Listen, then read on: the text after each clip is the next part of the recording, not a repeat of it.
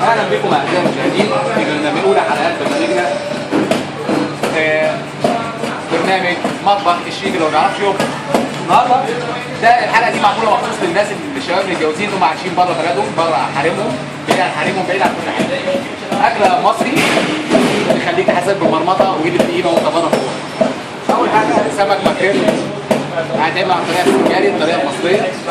انت تشتري سمك بالسوق، ترجع تنظف السمك وتقشره، وانت بتنظف السمك وتقشره بيطلع عين بيخليكوك تحس ان انت متبهدل وكنت عايش بكرامتك، تحس ان انت متسيب في بلدك متسيب، واول ما ترجع تبوس ايدك وتبوس مراتك وايد مراتك وش وظهر تحمد ربنا على النعمه وربنا مديها لك تبطل تسامح وعرفت.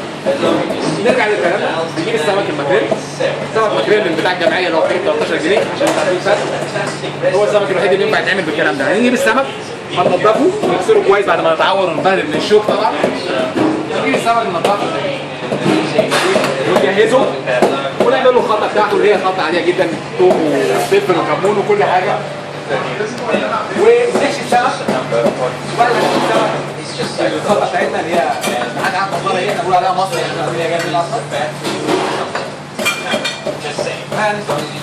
هنعوم السمكه في الخلطه بتاعتنا، وبعد ما يعني تحس انك ريحت كده ويعني وبقيت تمام وكل حاجه تمام معاك، هتحط السمك ده كله في الفرن وتظبط الفرن وتروح تمدد على السرير شويه. طبعا بالعاده المصريه فانت هتمدد على السرير هتنام لك ساعتها طبعا.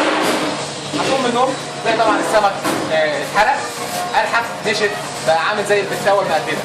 طبعا هترميه وتيجي تاكل من ايد